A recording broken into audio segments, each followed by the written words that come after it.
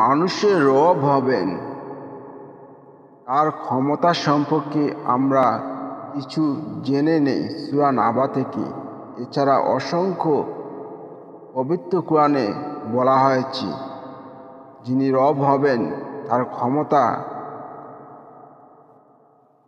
কতখানি তা তিনি স্পষ্টভাবে তুলে ধরেছেন। আসুন আমরা সামান্য কিছু অংশ জেনে নেই সূরা নাবা থেকে।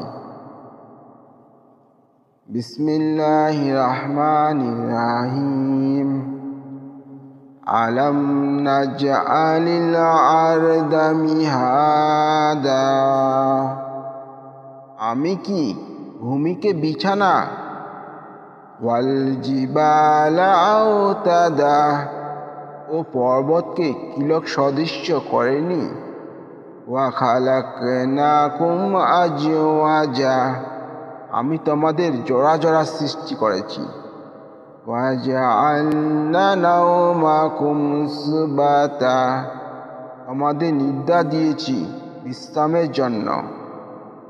ওয়া জাআলনাল লাইলা লিবাসা রাত্রিকে করেছি আবরণ স্বরূপ। ওয়া জাআলনান নাহারা মাআশা এবং দিনকে করেছি জীবিকা আহরণের সময়। ওয়া বানাইনা ফাওকাকুম সাবআন সিদাদা এবং আমি তোমাদের ঊর্ধ্বদেশে মজবুত সপ্ত আকাশ নির্মাণ করেছি। ওয়া জাআলনা সিরাজা ওয়াহাজা এবং উজ্জ্বল দ্বীপ সৃষ্টি করেছি। ওয়া আনজালনা মিনাল মুসিরাতি মাআন সাজ্জাজা এবং মেঘমালা হতে আমি প্রচুর বৃষ্টিপাত করি। লিনুখরিজা বিহি হাব্বা ওয়া নাবাতা তা দিয়ে আমি উৎপন্ন করি শস্য ও উদ্ভিদ। ওয়া জান্নাতিন আলফাফা ও ঘন সন্নি বিশিষ্ট উদ্যান। ইন্না ইয়াউমাল ফাসলি কানা মিকাতা নিশ্চয়ই বিচার দিন নির্ধারিত আছে। সুতরাং আমরা কাউকে খোদা হিসাবে মানতে চাইলে সেই অদৃশ্য প্রভুর উপর ঈমান আনি। এতে আমাদের উপকারিতা আছে। সে সম্পর্ক পবিত্র কোরআনে বলা হয়েছে। মহান আল্লাহ তাআলা সূরা বাকারার 256 নম্বর আয়াতে বলেন, অর্থ ধর্মে কোনো জোর জবরদস্তি নেই। নিশ্চয়ই সুপথ প্রকাশ্যভাবে কুপথ থেকে পৃথক হয়েছে। সুতরাং যে তাগুতকে অস্বীকার করবে ও আল্লাহকে বিশ্বাস করবে সে এমন এক শক্ত হাতল ধরবে যা কখনো ভাঙবে না। আল্লাহ সর্বশ্রোতা জ্ঞানময়। এরপরও আবারও বলা হয়েছে 257 নম্বর আয়াতে, আল্লাহ ঈমানদারদের অভিভাবক। তিনি তাদেরকে অন্ধকার থেকে আলোতে নিয়ে যান। আর যারা সত্য প্রত্যাখ্যান করে বিভ্রান্তকারীরা তাদের অভিভাবক। এরা তাদের আলো থেকে অন্ধকারে নিয়ে যায়। ওরাই দোজখবাসী যেখানে তারা চিরকাল থাকবে। সুতরাং আমরা বুঝতে পারতেছি যে বর্তমানে এই কোরআন শরীফ পড়ে এর অর্থ থেকে জানা যায় যে আল্লাহকে বিশ্বাস করবে সে এমন একটা শক্ত হাতলকে ধরবে, অর্থাৎ এমন এক শক্তিধর ক্ষমতাশালী অভিভাবককে ধরবে, যিনি ইমানদারদের অভিভাবক হবেন। তিনার কাজ হলো অন্ধকার থেকে আলোতে, অর্থাৎ অসৎ কাজ থেকে সৎ কাজে নিয়ে যাওয়া। এবং যারা ঈমান আনবে না, আল্লাহকে অভিভাবক হিসাবে গ্রহণ করবে না, তারা সত্য প্রত্যাখ্যান করে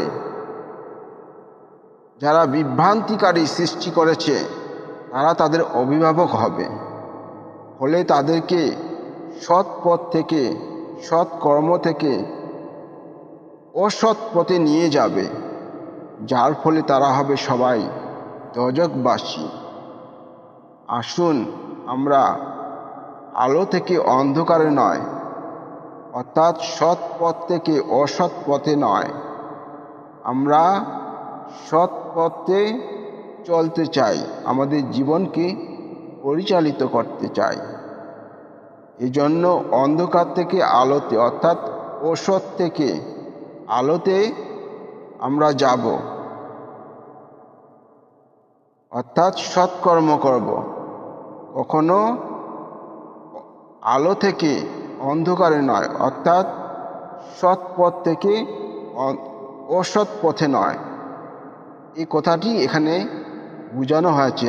আর মহান আল্লাহ তাআলা যেহেতু একটি গাইডলাইন দিয়েছে আমাদেরকে এই কিতাব, সুতরাং মহান আল্লাহ তাআলা যাকে এই কিতাব দান করেছেন সেই নবীকে বিশ্বাস করবে। তিনার নবীর মাধ্যমে এই বাণীগুলো মানুষের কাছে পৌঁছে দিয়েছেন। সুতরাং যারা আল্লাহ, নবী এবং কিতাব, ফেরেশতাগণকে বিশ্বাস করবে, তারা একটি শক্ত পথ প্রদর্শন করার জন্য একটি গাইডলাইন পাবে এবং তাদের অভিভাবক তাদের পথ দেখাবেন এবং তারা কখনো সৎ পথ থেকে অসৎ পথে যাবে না। এই কথাটি এখানে বোঝানো হয়েছে। যার অভিভাবক নেই সে বুঝে এতিম হলে পিতার অভাব কি, আর যার পিতা আছে সে বুঝে তার পিতাকে সে কিভাবে ডাকে এবং কিভাবে পিতা তাকে পথ প্রদর্শন করে। দুজনের মধ্যে অবশ্যই পার্থক্য তৈরি করে। সুতরাং আমরা আল্লাহকে প্রভু হিসাবে মেনে নেই এবং অভিভাবক হিসাবে, তাহলে আমরা শক্ত একটি পথ প্রদর্শন পাব। কারণ এই গ্রন্থটি হচ্ছে তারই দেখানো পথ, তারই দেখানো পবিত্র বাণী, যেগুলো তিনি মানুষের কল্যাণের জন্য উপদেশ করেছেন, নসিহত করেছেন, যে তোমরা এই বাণীগুলো মেনে চললে তোমরা কখনো পথভ্রষ্ট হবে না। এর বাইরে যদি তোমরা চলে যাও তাহলে তোমরা পথভ্রষ্ট হবে এবং শান্তি, শৃঙ্খলা, বিশৃঙ্খলা সৃষ্টি হবে, পৃথিবীতে শান্তি প্রতিষ্ঠা হবে না। তাই আসুন আমরা শান্তি যদি প্রতিষ্ঠা করতে চাই, তাহলে আমরা স্রষ্টাকে মেনে নিয়ে আমরা আমাদের তার জীবনধারা বিধান অনুযায়ী আমাদের জীবনকে পরিচালনা করি।